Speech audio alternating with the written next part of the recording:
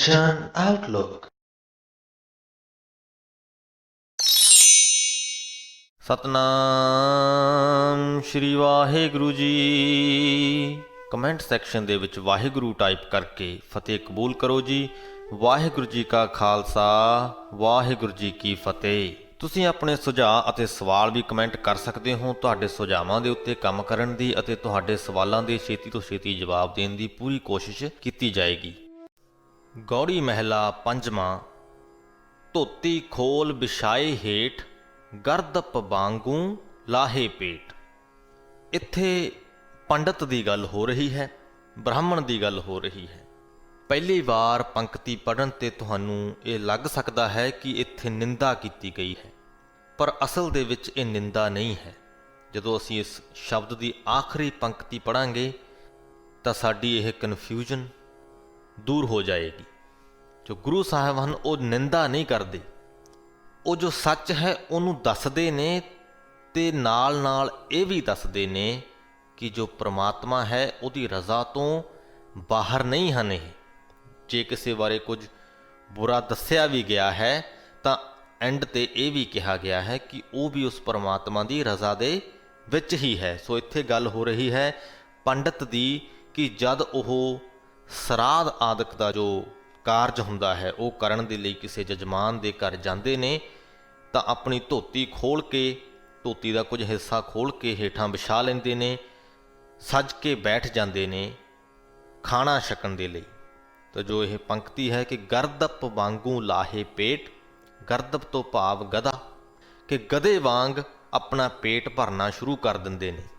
ਇਸ ਸਾਰੇ ਕਾਰਜ ਦੇ ਪਿੱਛੇ ਜੋ ਇੱਕ ਸੋਚ ਹੈ ਉਹ ਇਹ ਹੁੰਦੀ ਹੈ ਕਿ ਜੋ ਤੁਹਾਡੇ ਕਰੀਬੀ ਤੁਹਾਨੂੰ ਛੱਡ ਕੇ ਗਏ ਸਨ, ਕਿਉਂਕਿ ਜੋ ਸਰਾਧ ਹੈ ਉਹਨਾਂ ਦੇ ਲਈ ਹੀ ਕੀਤਾ ਜਾਂਦਾ ਹੈ ਜੋ ਉਸ ਦੁਨੀਆ ਤੋਂ ਚਲੇ ਜਾਂਦੇ ਨੇ। ਸੋ ਇਸ ਸਾਰੀ ਜੋ ਪ੍ਰਕਿਰਿਆ ਹੈ ਉਹਦੇ ਪਿੱਛੇ ਦੀ ਸੋਚ ਇਹ ਹੁੰਦੀ ਹੈ ਕਿ ਤੁਸੀਂ ਇਹ ਪ੍ਰਕਿਰਿਆ ਕਰੋ ਤੇ ਤੁਹਾਨੂੰ ਜੋ ਛੱਡ ਕੇ ਤੁਹਾਡੇ ਕਰੀਬੀ ਗਏ ਹੋਏ ਨੇ ਉਹਨਾਂ ਨੂੰ ਮੁਕਤੀ ਮਿਲੇਗੀ। ਹੁਣ ਇਹਦੇ 'ਚ ਸਭ ਤੋਂ ਵੱਡੀ ਜੋ ਖਾਮੀ ਹੈ ਉਹ ਇਹ ਹੈ ਕਿ ਮੁਕਤੀ ਦੇ ਅਰਥ ਹੀ ਹੋਰ ਲਏ ਗਏ ਨੇ। ਜੇਕਰ ਤੁਸੀਂ ਸ਼੍ਰੀਮਦ ਭਗਵਤ ਗੀਤਾ ਪੜ੍ਹੋ ਤਾਂ ਉਹਦੇ ਵਿੱਚੋਂ ਵੀ ਤੁਹਾਨੂੰ ਮੁਕਤੀ ਦੇ ਕੋਈ ਹੋਰ ਅਰਥ ਨਜ਼ਰ ਆਉਣਗੇ। ਕਿਹੜੇ? ਉਹ ਮੁਕਤੀ ਇੱਥੇ ਹੀ, ਇਸੇ ਜਨਮ ਦੇ ਵਿੱਚ ਮੁਕਤੀ ਦੀ ਗੱਲ ਹੁੰਦੀ ਹੈ। ਅਸੀਂ ਵਿਕਾਰਾਂ ਤੋਂ ਮੁਕਤੀ ਪਾਉਣੀ ਹੈ, ਅਸੀਂ ਮੋਹ ਤੋਂ ਮੁਕਤੀ ਪਾਉਣੀ ਹੈ।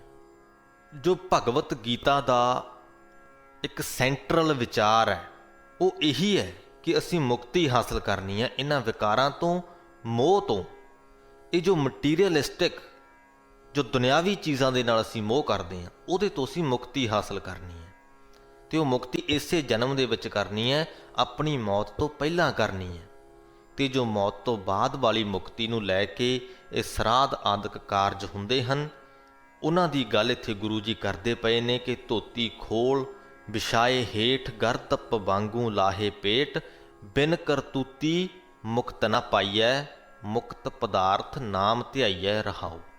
ਕਿ ਕਰਤੂਤਾਂ ਤੋਂ ਬਿਨਾਂ ਮੁਕਤੀ ਹਾਸਲ ਨਹੀਂ ਹੁੰਦੀ, ਇੱਦਾਂ ਦੀਆਂ ਪ੍ਰਕਿਰਿਆਵਾਂ ਨਾਲ ਮੁਕਤੀ ਹਾਸਲ ਨਹੀਂ ਹੁੰਦੀ, ਇਹ ਕਾਰਜ ਵਿਹਾਰ ਕਰਕੇ ਮੁਕਤੀ ਹਾਸਲ ਨਹੀਂ ਹੁੰਦੀ। ਚੰਗੇ ਕਰਮ ਕਰਨੇ ਪੈਂਦੇ ਨੇ, ਪਰਮਾਤਮਾ ਦਾ ਨਾਮ ਧਿਆਉਣਾ ਪੈਂਦਾ ਹੈ, ਉਸ ਪਰਮਾਤਮਾ ਦੇ ਨਾਮ ਨੂੰ ਅਸਲ ਦੇ ਵਿੱਚ ਸਮਝਣਾ ਪੈਂਦਾ, ਫਿਰ ਅਸੀਂ ਇਸ ਮੋਹ ਤੋਂ ਅਤੇ ਵਿਕਾਰਾਂ ਤੋਂ ਮੁਕਤੀ ਪਾ ਸਕਦੇ ਹਾਂ। ਮੁਕਤੀ ਇਹ ਨਹੀਂ ਕਿ ਜੋ ਸਾਡੀ ਆਤਮਾ ਹੈ, ਜਿਸ ਪ੍ਰਕਾਰ ਲਿਆ ਜਾਂਦਾ ਹੈ ਕਿ ਇਹ ਮੰਨਿਆ ਜਾਂਦਾ ਹੈ ਕਿ ਜੋ ਆਤਮਾ ਹੈ ਉਹ ਇੱਕ ਜੂਨ ਤੋਂ ਦੂਜੀ ਜੂਨ ਦੇ ਵਿੱਚ ਜਾਂਦੀ ਰਹਿੰਦੀ ਹੈ, ਅਤੇ ਮੁਕਤੀ ਤੋਂ ਭਾਵ ਇਹ ਹੋ ਜਾਂਦਾ ਕਿ ਉਹ ਛੁੱਟ ਜਾਂਦੀ ਹੈ। ਇਹ ਜੋ ਜੂਨਾਂ ਦਾ ਚੱਕਰ ਹੈ ਇਹਦੇ ਵਿੱਚੋਂ ਨਿਕਲ ਜਾਂਦੀ ਹੈ। ਗੀਤਾ ਦੇ ਵਿੱਚ ਵੀ ਇਹ ਗੱਲ ਲਿਖੀ ਹੋਈ ਹੈ ਕਿ ਇਹ ਜੋ ਆਤਮਾ ਹੈ ਇਹ ਖਤਮ ਨਹੀਂ ਹੁੰਦੀ ਅਤੇ ਨਾ ਹੀ ਇਹਦੀ ਜੂਨਾਂ ਦੇ ਵਿੱਚੋਂ ਆਦਾਨ ਪ੍ਰਦਾਨ ਦੀ ਪ੍ਰਕਿਰਿਆ ਕਦੇ ਮੁੱਕਦੀ ਹੈ, ਇਹ ਚੱਲਦੀ ਹੀ ਰਹਿੰਦੀ ਹੈ। ਇਹ ਇੱਕ ਜੀਵ ਤੋਂ ਦੂਜੇ ਜੀਵ ਦੇ ਵਿੱਚ ਇੱਦਾਂ ਹੀ ਆਦਾਨ ਪ੍ਰਦਾਨ ਇਹ ਚੱਲਦਾ ਹੀ ਰਹਿੰਦਾ, ਇਹਦੀ ਮੁਕਤੀ ਕਦੇ ਹੁੰਦੀ ਨਹੀਂ ਜਿਸ ਪ੍ਰਕਾਰ ਮੁਕਤੀ ਨੂੰ ਸਮਝਿਆ ਜਾਂਦਾ ਹੈ। ਤਾਂ ਗੱਲ ਕਿੱਥੇ ਰਹਿ ਜਾਂਦੀ ਹੈ ਕਿ ਮੁਕਤੀ ਅਸਲ ਦੇ ਵਿੱਚ ਹੈ ਹੀ ਇਹ ਕਿ ਅਸੀਂ ਆਪਣੇ ਮਨ ਨੂੰ ਵਿਕਾਰਾਂ ਤੋਂ, ਮਾੜੀ ਸੋਚ ਤੋਂ, ਪਾਪਾਂ ਤੋਂ, ਮੋਹ ਤੋਂ ਮੁਕਤ ਕਰਾਉਣਾ ਹੈ। ਇਹ ਮੁਕਤੀ ਹੈ ਅਤੇ ਇਹ ਮੁਕਤੀ ਪਰਮਾਤਮਾ ਦੇ ਨਾਮ ਨਾਲ ਹਾਸਲ ਹੁੰਦੀ ਹੈ। ਬਾਣੀ ਦੇ ਵਿੱਚ ਵੀ ਅਸੀਂ ਪੜ੍ਹ ਰਹੇ ਹਾਂ, ਸ਼੍ਰੀ ਕ੍ਰਿਸ਼ਨ ਜੀ ਵੀ ਭਗਵਤ ਗੀਤਾ ਦੇ ਵਿੱਚ ਇਹੀ ਸਮਝਾ ਰਹੇ ਨੇ ਕਿ ਉਸ ਇੱਕ ਪ੍ਰਮਾਤਮਾ ਤੇ ਟੇਕ ਰੱਖੋ, ਉਸ ਇੱਕ ਪ੍ਰਮਾਤਮਾ ਦੀ ਰਜ਼ਾ ਨੂੰ ਮੰਨੋ। ਇਸ ਗੱਲ ਨੂੰ ਮੰਨੋ ਕਿ ਜੋ ਵਰਤਾਰਾ ਵਰਤਦਾ ਉਹਦੀ ਰਜ਼ਾ ਦੇ ਵਿੱਚ ਹੀ ਵਰਤਦਾ ਹੈ। ਤੇ ਜਦ ਇਸ ਗੱਲ ਨੂੰ ਤੁਸੀਂ ਮੰਨ ਲਿਆ ਤੇ ਤੁਸੀਂ ਆਪਣੇ ਆਪ ਹੀ ਮੁਕਤ ਹੋ ਗਏ। ਤੁਹਾਨੂੰ ਆਪਣੀ ਜੋ ਕਾਰਜ ਨੇ, ਆਪਣੀਆਂ ਜੋ ਡਿਊਟੀਆਂ ਨੇ, ਉਹ ਸਮਝ ਆ ਜਾਂਦੀਆਂ ਜ਼ਿੰਦਗੀ ਦੇ ਵਿੱਚ। ਤੁਸੀਂ ਇਹ ਸੋਚਦੇ ਹੀ ਨਹੀਂ ਕਿ ਮੈਂ ਕਰ ਰਿਹਾ ਹਾਂ, ਤੁਸੀਂ ਇਹ ਸੋਚਦੇ ਹੋ ਕਿ ਪ੍ਰਮਾਤਮਾ ਕਰਵਾ ਰਿਹਾ ਹੈ ਮੇਰੇ ਤੋਂ, ਤੇ ਜੇ ਉਹ ਕਰਵਾ ਰਿਹਾ ਹੈ ਤਾਂ ਮੈਂ ਉਹਦੇ ਅੱਗੇ ਅੜ ਕੇ ਖੜ ਨਹੀਂ ਸਕਦਾ। ਇਨਸਾਨ ਦੀ ਇੰਨੀ ਜੁਰਤ ਨਹੀਂ ਹੈ, ਤਾਂ ਤੁਸੀਂ ਆਪੇ ਹੀ ਮੁਕਤ ਹੋ ਜਾਂਦੇ ਹੋ। ਕੋਈ ਦੁੱਖ ਆਉਂਦਾ ਜ਼ਿੰਦਗੀ ਦੇ ਵਿੱਚ, ਕੋਈ ਦੁਚਿੱਤੀ ਦੀ ਘੜੀ ਆਉਂਦੀ ਹੈ, ਤਾਂ ਤੁਸੀਂ ਸਥਿਰ ਹੁੰਦੇ ਹੋ, ਕਿਉਂਕਿ ਤੁਹਾਡੇ ਮਨ ਅੰਦਰ ਇੱਕ ਵਿਚਾਰ ਹੁੰਦਾ ਹੈ ਕਿ ਇਹ ਜੋ ਹੈ ਪ੍ਰਮਾਤਮਾ ਦੀ ਰਜ਼ਾ ਦੇ ਵਿੱਚ ਹੋ ਰਿਹਾ ਹੈ। ਮੇਰੀ ਕੋਈ ਜੁਰਤ ਨਹੀਂ ਹੈ ਕਿ ਮੈਂ ਇਸ ਨੂੰ ਬਦਲ ਸਕਾਂ। ਅਸੀਂ ਦੁਖੀ ਹੀ ਉਦੋਂ ਹੁੰਦੇ ਹਾਂ ਜਦੋਂ ਅਸੀਂ ਇਹ ਸੋਚਦੇ ਹਾਂ ਕਿ ਮੈਂ ਇਹ ਕਿਉਂ ਨਹੀਂ ਕਰ ਸਕਿਆ, ਮੈਂ ਇਸ ਚੀਜ਼ ਨੂੰ ਕਿਉਂ ਨਹੀਂ ਬਦਲ ਪਾ ਰਿਹਾ, ਕਿਉਂਕਿ ਪ੍ਰਮਾਤਮਾ ਨੇ ਸਾਨੂੰ ਇੰਨੀ ਜੁਰਤ ਬਖਸ਼ੀ ਨਹੀਂ ਕਿ ਅਸੀਂ ਉਹਦੀ ਰਜ਼ਾ ਤੋਂ ਆਕੀ ਹੋ ਸਕੀਏ। ਸੋ ਬਿਨ ਕਰਤੂਤੀ ਮੁਕਤ ਨਾ ਪਾਈਐ, ਮੁਕਤ ਪਦਾਰਥ ਨਾਮ ਧਿਆਈਐ। ਪੂਜਾ ਤਿਲਕ ਕਰਤ ਇਸਨਾਨਾ, ਛੁਰੀ ਕਾਢ ਲੇਵੈ ਹੱਥ ਦਾਨਾ। ਮੁਕਤੀ ਪ੍ਰਾਪਤ ਕਰਨ ਦੇ ਲਈ ਲੋਕ ਪੂਜਾ ਕਰਦੇ ਹਨ, ਮੱਥਿਆਂ ਦੇ ਉੱਪਰ ਤਿਲਕ ਲਗਾਉਂਦੇ ਹਨ, ਇਸ਼ਨਾਨ ਕਰਦੇ ਹਨ, ਤੀਰਥ ਇਸ਼ਨਾਨਾਂ 'ਤੇ ਜਾ ਕੇ, ਤੀਰਥ ਸਥਾਨਾਂ 'ਤੇ ਜਾ ਕੇ ਇਸ਼ਨਾਨ ਕਰਦੇ ਹਨ।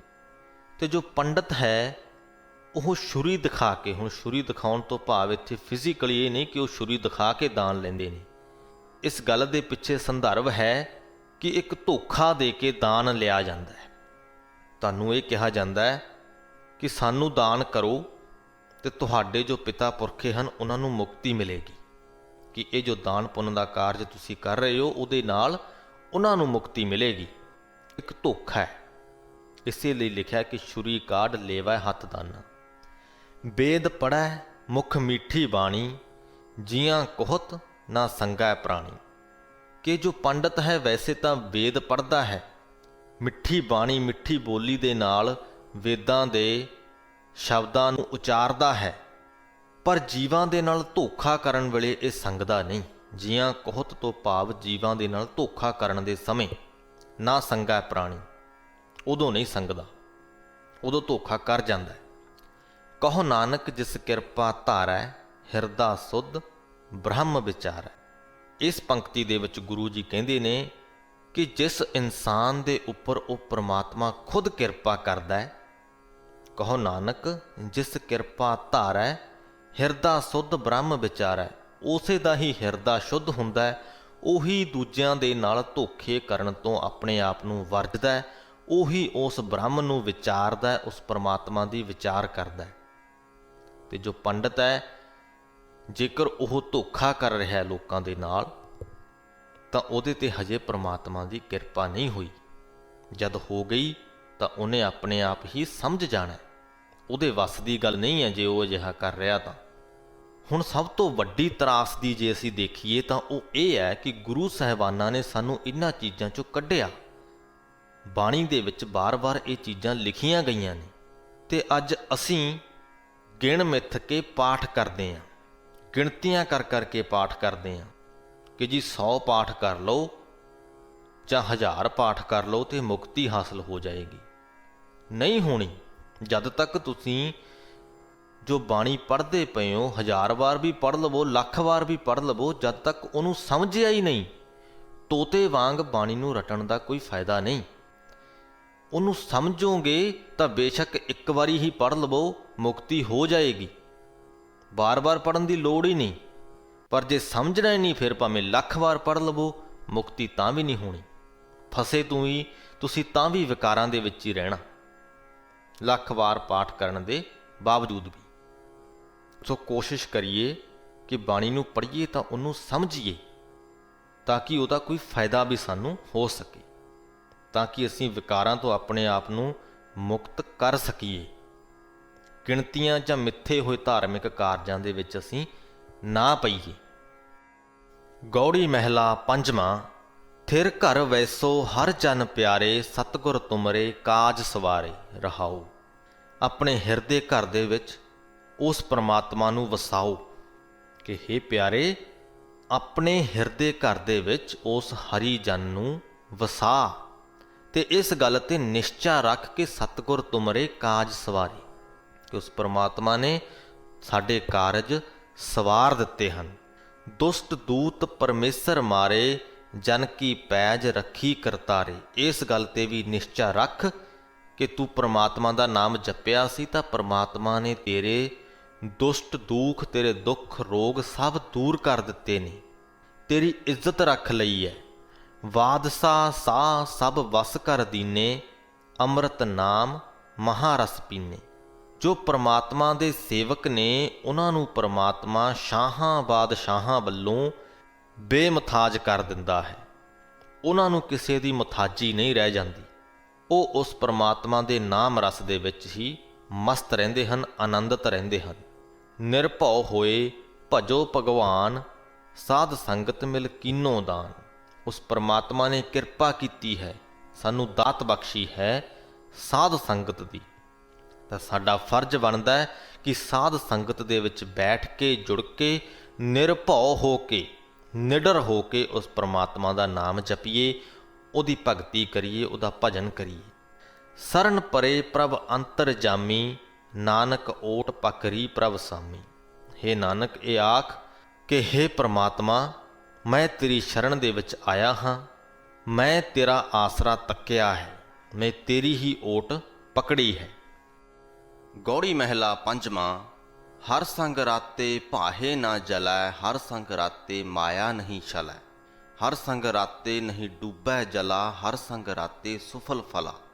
ਤੁਸੀਂ ਹੁਣ ਤੱਕ ਸ੍ਰੀ ਗੁਰੂ ਗ੍ਰੰਥ ਸਾਹਿਬ ਜੀ ਦੇ 200 ਅੰਗ ਦੀ ਬਾਣੀ ਸੁਣ ਚੁੱਕੇ ਹੋ, ਸਮਝ ਚੁੱਕੇ ਹੋ, ਤਾਂ ਮੈਂ ਉਮੀਦ ਕਰਦਾ ਹਾਂ ਕਿ ਇਹਨਾਂ ਪੰਕਤੀਆਂ ਦੇ ਅਰਥ ਤੁਹਾਨੂੰ ਸਹਿਜੇ ਹੀ ਸਮਝ ਆ ਗਏ ਹੋਣਗੇ ਕਿ ਜਿਹੜਾ ਮਨੁੱਖ ਪਰਮਾਤਮਾ ਦੇ ਰੰਗ ਦੇ ਵਿੱਚ ਰੰਗਿਆ ਹੋਇਆ ਹੈ, ਪਰਮਾਤਮਾ ਦੇ ਪ੍ਰੇਮ ਦੇ ਵਿੱਚ ਰੰਗਿਆ ਹੋਇਆ ਹੈ, ਉਹਨੂੰ ਤ੍ਰਿਸ਼ਨਾਵਾਂ ਦੀ ਅੱਗ ਜਲਾ ਨਹੀਂ ਸਕਦੀ। ਭਾਹੇ ਤੋਂ ਭਾਵ ਅੱਗ। ਉਹਨੂੰ ਮਾਇਆ ਠੱਗ ਨਹੀਂ ਸਕਦੀ। ਉਹ ਸੰਸਾਰ ਸਮੁੰਦਰ ਦੇ ਵਿਕਾਰਾਂ ਦੇ ਪਾਣੀ ਦੇ ਵਿੱਚ ਡੁੱਬਦਾ ਨਹੀਂ ਤੇ ਉਹ ਆਪਣਾ ਮਨੁੱਖਾ ਜਨਮ ਸਫਲ ਕਰ ਲੈਂਦਾ ਹੈ। ਜੇਕਰ ਅਸੀਂ ਸੋਚ ਕੇ ਵੇਖੀਏ ਤਾਂ ਮਨੁੱਖਾ ਜਨਮ ਇੱਕ ਅਜਿਹਾ ਜਨਮ ਹੈ ਜਿਹਦੇ ਵਿੱਚ ਕਿ ਮਨੁੱਖ ਨੂੰ ਬਹੁਤ ਪ੍ਰਕਾਰ ਦੀਆਂ ਚਿੰਤਾਵਾਂ ਨੇ। ਖੁਸ਼ੀਆਂ ਦੇ ਮੌਕੇ ਵੀ ਜ਼ਿਆਦਾ ਨੇ, ਦੁਖੀ ਹੋਣ ਦੇ ਮੌਕੇ ਵੀ ਜ਼ਿਆਦਾ ਨੇ, ਸੋਚਾਂ ਜ਼ਿਆਦਾ ਰਹਿੰਦੀਆਂ ਨੇ। ਬਾਕੀ ਦਾ ਜੋ ਵੀ ਜੀਵ ਜੰਤੂ ਹੈ ਉਹਨੂੰ ਸਿਰਫ ਖਾਣਾ ਲੱਭ ਕੇ ਖਾ ਕੇ ਤੇ ਜਿੰਦਾ ਰਹਿਣ ਤੱਕ ਮਤਲਬ ਹੈ, ਜਾਂ ਆਪਣੀ ਜੋ ਪੀੜ੍ਹੀ ਹੈ ਉਹਨੂੰ ਅੱਗੇ ਵਧਾਉਣ ਤੱਕ ਮਤਲਬ ਹੈ। ਵਧੇਰੇ ਜੀਵ ਐਸੇ ਨੇ ਕਿ ਜਿਨ੍ਹਾਂ ਦਾ ਜੇਕਰ ਕੋਈ ਪਰਿਵਾਰਕ ਮੈਂਬਰ ਖੁੱਸ ਜਾਏ ਤਾਂ ਉਹਨਾਂ ਨੂੰ ਦੁੱਖ ਹੁੰਦਾ ਹੈ। ਬਹੁਤ ਸਾਰੀਆਂ ਵੀਡੀਓਜ਼ ਵੀ ਸਾਡੇ ਸਾਹਮਣੇ ਆਉਂਦੀਆਂ ਨੇ ਕਈ ਵਾਰ, ਜਦੋਂ ਅਸੀਂ ਵੇਖਦੇ ਹਾਂ ਕਿ ਬੱਚਿਆਂ ਉੱਤੇ ਕਸ਼ਟ ਆਉਣ 'ਤੇ ਮਾਂ ਦੁਖੀ ਹੋ ਰਹੀ ਹੁੰਦੀ ਹੈ। ਮਨੁੱਖ ਦੀ ਗੱਲ ਨਹੀਂ ਹੋ ਰਹੀ, ਹੋਰ ਜੀਵਾਂ ਦੀ ਗੱਲ ਹੋ ਰਹੀ ਹੈ। ਬੇਸ਼ੱਕ ਉਹ ਬਾਂਦਰ ਹੋਵੇ, ਕਈ ਵਾਰ ਹਾਥੀ ਵਗੈਰਾ ਦੀਆਂ ਵੀਡੀਓਜ਼ ਵੀ ਦੇਖੀਆਂ ਨੇ, ਤਾਂ ਇੰਨਾ ਕੁ ਦੁੱਖ ਉਹਨਾਂ ਜੀਵਾਂ ਦੇ ਵਿੱਚ ਵੀ ਹੁੰਦਾ ਹੈ। ਪਰ ਜੋ ਮਨੁੱਖਾ ਜਨਮ ਹੈ ਇਹਦੇ ਵਿੱਚ ਸਾਨੂੰ ਬਹੁਤ ਸਾਰੀਆਂ ਜਿਹੜੀਆਂ ਚਿੰਤਾਵਾਂ ਹੁੰਦੀਆਂ ਨੇ। ਉਹਨਾਂ ਦਾ ਵੱਡਾ ਕਾਰਨ ਇਹ ਵੀ ਹੈ ਕਿ ਸਾਡੀਆਂ ਬਹੁਤ ਸਾਰੀਆਂ ਪੋਜੈਸ਼ਨਸ ਹੁੰਦੀਆਂ ਨੇ, ਅਸੀਂ ਬਹੁਤ ਸਾਰੀਆਂ ਚੀਜ਼ਾਂ ਦੇ ਮਾਲਕ ਹੁੰਦੇ ਹਾਂ। ਜਿੰਨੀਆਂ ਜ਼ਿਆਦਾ ਚੀਜ਼ਾਂ ਦੇ ਅਸੀਂ ਮਾਲਕ ਹਾਂ ਉਨੇ ਜ਼ਿਆਦਾ ਸਾਡੇ ਦੁੱਖ ਨੇ, ਉਨੀਆਂ ਹੀ ਜ਼ਿਆਦਾ ਸਾਡੀਆਂ ਚਿੰਤਾਵਾਂ ਨੇ, ਕਿਉਂਕਿ ਜਿਹੜੀ ਵੀ ਚੀਜ਼ ਦੇ ਅਸੀਂ ਮਾਲਕ ਹਾਂ ਉਹਦੇ ਖੁੱਸ ਜਾਣ ਦਾ ਡਰ ਵੀ ਬਣਿਆ ਰਹਿੰਦਾ ਹੈ, ਉਹਦੇ ਵਿਗੜ ਜਾਣ ਦਾ ਡਰ ਵੀ ਬਣਿਆ ਰਹਿੰਦਾ ਹੈ। ਤਾਂ ਇਹਨਾਂ ਸਾਰੀਆਂ ਚਿੰਤਾਵਾਂ ਤੋਂ ਜਿਸ ਮਨੁੱਖ ਨੇ ਛੁਟਕਾਰਾ ਪਾ ਲਿਆ ਕਿ ਉਹਨੂੰ ਇਹ ਚਿੰਤਾਵਾਂ ਤੰਗ ਨਹੀਂ ਕਰਦੀਆਂ, ਉਹ ਸਥਿਰ ਰਹਿੰਦਾ ਹੈ, ਉਹਦਾ ਜਨਮ ਸਫਲ ਹੈ। ਤੇ ਗੁਰੂ ਜੀ ਇਹੀ ਕਹਿ ਰਹੇ ਨੇ ਕਿ ਹਰ ਸੰਗ ਰਾਤੇ ਸੁਫਲ ਫਲਾ, ਕਿ ਜਿਹੜਾ ਮਨੁੱਖ ਪਰਮਾਤਮਾ ਦੇ ਨਾਮ ਰੰਗ ਦੇ ਵਿੱਚ ਰੰਗਿਆ ਹੈ ਉਹਦਾ ਜਨਮ ਸਫਲ ਹੋ ਜਾਂਦਾ ਹੈ। ਸਭ ਭੈ ਮਿਟੇ ਤੁਮਾਰਾ ਨਾਏ, ਭੇਟਤ ਸੰਗ ਹਰ ਹਰ ਗੁਣ ਗਾਏ ਰਹਾਉ। ਤੇਰਾ ਨਾਮ ਲੈਂਦੇ ਹਾਂ ਤਾਂ ਸਾਰੇ ਭੈ ਸਾਰੇ ਡਰ ਮਿਟ ਜਾਂਦੇ ਨੇ। ਇਸ ਲਈ ਸਾਧ ਸੰਗਤ ਦੇ ਵਿੱਚ ਮਿਲ ਕੇ ਸਦਾ ਤੇਰੇ ਗੁਣ ਗਾਉਣੇ ਚਾਹੀਦੇ ਹਨ, ਤੇਰੀ ਸਿਫਤ ਸਲਾਹ ਕਰਨੀ ਚਾਹੀਦੀ ਹੈ। ਹਰ ਸੰਗ ਰਾਤੇ ਮਿਟੈ ਸਭ ਚਿੰਤਾ, ਹਰ ਸਿਓ ਸੋ ਰਚੈ ਜਿਸ ਸਾਧ ਕਾ ਮੰਤਾ। ਪਰਮਾਤਮਾ ਦੇ ਨਾਮ ਰੰਗ ਦੇ ਵਿੱਚ ਰੰਗਿਆਂ ਸਭ ਚਿੰਤਾਵਾਂ ਮਿਟ ਜਾਂਦੀਆਂ ਨੇ, ਪਰ ਐਸਾ ਤਦ ਹੀ ਸੰਭਵ ਹੈ ਜਦ ਸਾਡੇ ਕੋਲ ਗੁਰੂ ਦਾ ਦਿੱਤਾ ਹੋਇਆ ਮੰਤਰ ਹੋਵੇ। ਤੇ ਇਸ ਮੰਤਰ ਤੋਂ ਭਾਵ ਕੋਈ 4 ਲਾਈਨਾਂ ਦੀ ਜਾਂ 2 ਲਾਈਨਾਂ ਦੀ ਪੰਕਤੀ ਨਹੀਂ ਕਿ ਜੇ ਉਹ ਮੰਤਰ ਫੂਕਿਆ ਤੇ ਅਸੀਂ ਚਿੰਤਾ ਤੋਂ ਮੁਕਤ ਹੋ ਗਏ। ਮੰਤਰ ਤੋਂ ਭਾਵ ਗੁਰੂ ਦੀ ਸਿੱਖਿਆ ਹੈ, ਜੋ ਅਸਲ ਮੈਸੇਜ ਹੈ। ਜਿਸ ਪ੍ਰਕਾਰ ਸ੍ਰੀ ਗੁਰੂ ਗ੍ਰੰਥ ਸਾਹਿਬ ਜੀ ਦੇ ਵਿੱਚ ਅਨੇਕਾਂ ਮੈਸੇਜ ਸਾਡੇ ਲਈ ਦਿੱਤੇ ਗਏ ਹਨ, ਉਹ ਸਾਰੇ ਹੀ ਮੰਤਰ ਨੇ। ਉਹਨਾਂ ਸੰਦੇਸ਼ਾਂ ਨੂੰ ਅਸੀਂ ਸਮਝਣਾ ਹੈ, ਆਪਣੀਆਂ ਜ਼ਿੰਦਗੀਆਂ 'ਚ ਲੈ ਕੇ ਆਉਣਾ ਹੈ। ਹਰ ਸੰਗ ਰਾਤੇ ਜਮ ਕੀ ਨਹੀਂ ਤਰਾਸ, ਹਰ ਸੰਗ ਰਾਤੇ ਪੂਰਨ ਆਸ। ਪਰਮਾਤਮਾ ਦੇ ਨਾਮ ਰੰਗ 'ਚ ਰੰਗਿਆਂ ਮੌਤ ਦਾ ਦੁੱਖ ਸਾਨੂੰ ਪੋਹ ਨਹੀਂ ਸਕਦਾ, ਜਾਂ ਮੌਤ ਦਾ ਡਰ ਸਾਨੂੰ ਪੋਹ ਨਹੀਂ ਸਕਦਾ, ਕਿਉਂਕਿ ਸਾਡੇ ਮਨ ਦੇ ਵਿੱਚ ਇੱਕ ਨਿਸ਼ਚਿਤਤਾ ਹੁੰਦੀ ਹੈ ਕਿ ਮੌਤ ਇੱਕ ਅਟੱਲ ਸੱਚਾਈ ਹੈ। ਇਹਦੇ ਤੋਂ ਮੁਨਕਰ ਨਹੀਂ ਹੋਇਆ ਜਾ ਸਕਦਾ ਤੇ ਨਾ ਹੀ ਇਹਨੂੰ ਟਾਲਿਆ ਜਾ ਸਕਦਾ ਹੈ। ਇਸ ਲਈ ਜੋ ਪਰਮਾਤਮਾ ਦੇ ਸੇਵਕ ਨੇ, ਉਹਨਾਂ ਦੇ ਮਨਾਂ ਦੇ ਵਿੱਚ ਮੌਤ ਦਾ ਡਰ ਨਹੀਂ ਹੁੰਦਾ ਤੇ ਉਹਨਾਂ ਦੀਆਂ ਸਾਰੀਆਂ ਆਸਾਵਾਂ ਵੀ ਪੂਰਨ ਹੋ ਜਾਂਦੀਆਂ ਨੇ। ਹਰ ਸੰਗ ਰਾਤੇ ਦੁੱਖ ਨਾ ਲੱਗੈ, ਹਰ ਸੰਗ ਰਾਤਾ ਅਨ ਦਿਨ ਜਾਗੈ। ਕੋਈ ਦੁੱਖ ਨਹੀਂ ਲੱਗਦਾ ਸਾਨੂੰ, ਕਿਉਂਕਿ ਅਸੀਂ ਸਥਿਰਤਾ ਦੀ ਅਵਸਥਾ ਹਾਸਲ ਕਰ ਲੈਂਦੇ ਹਾਂ। ਤੇ ਅਨ ਦਿਨ ਜਾਗੈ ਤੋਂ ਭਾਵ ਕਿ ਜ਼ਿਆਦਾਤਰ ਜਿਹੜੇ ਜੀਵ ਨੇ ਉਹ ਮਾਇਆ ਦੀ ਨੀਂਦੇ ਸੁੱਤੇ ਹੋਏ ਨੇ, ਗਿਆਨ ਹਾਸਲ ਨਹੀਂ ਕਰ ਰਹੇ। ਜਦੋਂ ਤੁਸੀਂ ਪਰਮਾਤਮਾ ਦੇ ਨਾਲ ਜੁੜ ਗਏ ਤਾਂ ਇੱਕ ਅਜਿਹਾ ਗਿਆਨ ਤੁਸੀਂ ਹਾਸਲ ਕਰ ਲੈਂਦੇ ਹੋ ਕਿ ਉਸ ਗਿਆਨ ਦੀ ਸਹਾਇਤਾ ਦੇ ਨਾਲ ਤੁਸੀਂ ਸਦਾ ਜਾਗਦੇ ਰਹਿੰਦੇ ਹੋ, ਭਾਵ ਕਿ ਸੁਚੇਤ ਰਹਿੰਦੇ ਹੋ। ਤੁਹਾਨੂੰ ਪਤਾ ਚੱਲ ਜਾਂਦਾ ਹੈ ਕਿ ਕਿਸ ਵਕਤ ਕਿਹੜਾ ਵਿਕਾਰ ਤੁਹਾਡੇ ਤੇ ਹਾਵੀ ਹੋ ਰਿਹਾ ਹੈ ਤੇ ਤੁਸੀਂ ਉਹਨੂੰ ਨੱਥ ਪਾ ਲੈਂਦੇ ਹੋ। ਇੱਕ ਚੇਤਨਾ ਆ ਜਾਂਦੀ ਹੈ। ਹਰ ਸੰਗ ਰਾਤਾ ਸਹਿਜ ਘਰ ਵਸੈ। ਤੇ ਚੇਤਨਾ ਦੇ ਨਾਲ ਨਾਲ ਸਹਿਜ ਵੀ ਸਾਡੇ ਹਿਰਦਿਆਂ ਦੇ ਵਿੱਚ ਆ ਵਸਦਾ ਹੈ। ਕਿਸੇ ਚੀਜ਼ ਦੀ ਕੋਈ ਸਾਨੂੰ ਕਾਹਲੀ ਨਹੀਂ ਹੁੰਦੀ, ਜਾਂ ਕਿਸੇ ਵੀ ਗੱਲ ਲਈ ਅਸੀਂ ਵਿਚਲਿਤ ਨਹੀਂ ਹੁੰਦੇ। ਅਸੀਂ ਸਹਿਜ ਦੇ ਵਿੱਚ ਰਹਿੰਦੇ ਹਾਂ। ਹਰ ਸੰਗ ਰਾਤੇ ਭਰਮ ਭਉ ਨਸੈ। ਤੇ ਅਨੇਕਾਂ ਪ੍ਰਕਾਰ ਦੇ ਵਹਿਮ ਭਰਮ ਜਿਹੜੇ ਅਸੀਂ ਪਾਲੇ ਹੁੰਦੇ ਨੇ ਆਪਣੇ ਹਿਰਦਿਆਂ ਦੇ ਵਿੱਚ, ਉਹ ਸਾਡੇ ਨਸ ਜਾਂਦੇ ਨੇ। ਹਰ ਸੰਗ ਰਾਤੇ ਮਤ ਊਤਮ ਹੋਏ, ਹਰ ਸੰਗ ਰਾਤੇ ਨਿਰਮਲ ਸੋਏ। ਪਰਮਾਤਮਾ ਦੇ ਨਾਮ ਰੰਗ ਦੇ ਵਿੱਚ ਰੰਗਿਆਂ ਸਾਡੀ ਮਤ ਉੱਤਮ ਹੋ ਜਾਂਦੀ ਹੈ, ਸਾਨੂੰ ਅਸਲੀਅਤ ਦਾ ਗਿਆਨ ਹੋ ਜਾਂਦਾ ਹੈ। ਅਸੀਂ ਫਿਰ ਹੋਸ਼ੀਆਂ ਗੱਲਾਂ ਨਹੀਂ ਕਰਦੇ, ਦੁਨਿਆਵੀ ਗੱਲਾਂ ਤੋਂ ਥੋੜ੍ਹਾ ਉੱਪਰ ਉੱਠ ਜਾਂਦੇ ਹਾਂ। ਦੁਨਿਆਵੀ ਚੀਜ਼ਾਂ ਦੇ ਨਾਲ ਫਰਕ ਪੈਣੋਂ ਹਟ ਜਾਂਦਾ ਹੈ ਤੇ ਇਸੇ ਲਈ ਹੀ ਅਸੀਂ ਪਵਿੱਤਰ ਵੀ ਹੋ ਜਾਂਦੇ ਹਾਂ, ਕਿਉਂਕਿ ਸਾਡੇ ਮਨ ਤੋਂ ਵਿਕਾਰਾਂ ਦੀ ਮੈਲ ਲੈ ਜਾਂਦੀ ਹੈ, ਸਾਡੇ ਮਨ ਤੋਂ ਪਾਪ ਉਤਰ ਜਾਂਦੇ ਨੇ। ਕਹੋ ਨਾਨਕ ਤਿਨ ਕਉ ਬਲ ਜਾਈ, ਜਿਨ ਕਉ ਪ੍ਰਭ ਮੇਰਾ ਬਿਸਰਤ ਨਾਹੀ। ਹੇ ਨਾਨਕ, ਇਹ ਆਖ ਕਿ ਉਹਨਾਂ ਮਨੁੱਖਾਂ ਤੋਂ, ਉਹਨਾਂ ਜੀਵਾਂ ਤੋਂ ਸਦਾ ਸਦਕੇ ਜਾਣਾ ਚਾਹੀਦਾ ਹੈ, ਬਲਿਹਾਰੇ ਜਾਣਾ ਚਾਹੀਦਾ ਹੈ, ਜਿਨ੍ਹਾਂ ਨੂੰ ਮੇਰਾ ਪਰਮਾਤਮਾ ਕਦੇ ਵਿਸਰਦਾ ਨਹੀਂ। ਗੌੜੀ ਮਹਿਲਾ ਪੰਜਵਾਂ। ਉਦਮ ਕਰਤ ਸੀਤਲ ਮਨ ਭਏ, ਮਾਰਗ ਚਲਤ ਸਗਲ ਦੁਖ ਗਏ। ਜਿਹੜਾ ਮਨੁੱਖ ਸਾਧ ਸੰਗਤ ਵਿੱਚ ਜਾਣ ਦਾ ਉਦਮ ਕਰਦਾ ਹੈ, ਉਹਦਾ ਮਨ ਸ਼ੀਤਲ ਹੋ ਜਾਂਦਾ ਹੈ, ਠੰਡਾ ਠਾਰ ਹੋ ਜਾਂਦਾ ਹੈ। ਸਾਧ ਸੰਗਤ ਦੇ ਮਾਰਗ ਦੇ ਉੱਤੇ ਚੱਲਦਿਆਂ ਸਾਰੇ ਦੁੱਖ ਚਲੇ ਜਾਂਦੇ ਨੇ, ਖਤਮ ਹੋ ਜਾਂਦੇ ਨੇ। ਦੁੱਖ ਸੁੱਖ ਦਾ ਅੰਤਰ ਮਿਟ ਜਾਂਦਾ ਹੈ। ਨਾਮ ਜਪਤ ਮਨ ਭਏ ਆਨੰਦ, ਰਸ ਗਾਏ ਗੁਣ ਪਰਮਾਨੰਦ। ਉਸ ਪਰਮਾਤਮਾ ਦਾ ਨਾਮ ਜਪਿਆਂ, ਉਸ ਅਸੀਮ ਆਨੰਦ ਦੇ ਦਾਤੇ ਦੇ ਗੁਣ ਗਾਇਆਂ, ਸਾਡੇ ਮਨ ਦੇ ਵਿੱਚ ਵੀ ਆਨੰਦ ਪੈਦਾ ਹੋ ਜਾਂਦਾ ਹੈ। ਖੇਮ ਭਇਆ ਕੁਸਲ ਘਰ ਆਏ, ਭੇਟਤ ਸਾਧ ਸੰਗ ਗਈ ਬਲਾਏ। ਰਹਾਓ। ਸਾਧ ਸੰਗਤ ਦੇ ਵਿੱਚ ਮਿਲਿਆਂ ਸਾਡੀਆਂ ਬਲਾਵਾਂ ਦੂਰ ਹੋ ਜਾਂਦੀਆਂ ਨੇ, ਸੁੱਖ ਸਾਡੇ ਹਿਰਦੇ ਘਰ ਦੇ ਵਿੱਚ ਆ ਵਸਦਾ ਹੈ। ਖੇਮ ਤੋਂ ਭਾਵ ਸੁੱਖ, ਕੁਸਲ ਤੋਂ ਭਾਵ ਆਨੰਦ। ਨੇਤਰ ਪੁਨੀਤ ਪੇਖਤ ਹੀ ਦਰਸ, ਧਨ ਮਸਤਕ ਚਰਨ ਕਮਲ ਹੀ ਪਰਸ। ਜੋ ਸਾਡੇ ਨੇਤਰ ਨੇ ਉਹ ਪਵਿੱਤਰ ਹੋ ਜਾਂਦੇ ਨੇ ਜਦੋਂ ਅਸੀਂ ਉਸ ਪਰਮਾਤਮਾ ਦਾ ਦਰਸ਼ਨ ਕਰ ਲੈਂਦੇ ਹਾਂ। ਪਵਿੱਤਰਤਾ ਦੀ ਪਰਿਭਾਸ਼ਾ ਇੱਥੇ ਕੀ ਹੈ? ਜਦ ਸਾਡੀਆਂ ਅੱਖਾਂ ਤੋਂ ਵਿਕਾਰਾਂ ਦਾ ਪਰਦਾ ਉਤਰ ਜਾਏ ਤਾਂ ਸਮਝ ਲਓ ਕਿ ਸਾਡੀਆਂ ਅੱਖਾਂ ਪਵਿੱਤਰ ਹੋ ਗਈਆਂ। ਤੇ ਇਸੇ ਪ੍ਰਕਾਰ ਹੀ ਮਨ ਹੈ, ਜਦ ਮਨ ਤੋਂ ਵਿਕਾਰਾਂ ਦੀ ਮੈਲ ਉਤਰ ਜਾਏ ਤਾਂ ਸਾਡਾ ਮਨ ਵੀ ਪਵਿੱਤਰ ਹੋ ਜਾਂਦਾ ਹੈ। ਸੋ ਨੇਤਰ ਪੁਨੀਤ ਪੇਖਤ ਹੀ ਦਰਸ, ਧਨ ਮਸਤਕ ਚਰਨ ਕਮਲ ਹੀ ਪਰਸ। ਜਿਹੜੇ ਮੱਥੇ ਨੂੰ ਉਸ ਪਰਮਾਤਮਾ ਦੇ ਚਰਨਾਂ ਕਮਲਾਂ ਦਾ ਸਪਰਸ਼ ਮਹਿਸੂਸ ਹੁੰਦਾ ਹੈ, ਉਹ ਮੱਥਾ ਵੀ ਭਾਗਾਂ ਵਾਲਾ ਹੋ ਜਾਂਦਾ ਹੈ। ਗੋਬਿੰਦ ਕੀ ਟਹਿਲ ਸਫਲ ਇਹ ਕਾਇਆ, ਸੰਤ ਪ੍ਰਸਾਦ ਪਰਮ ਪਦ ਪਾਇਆ।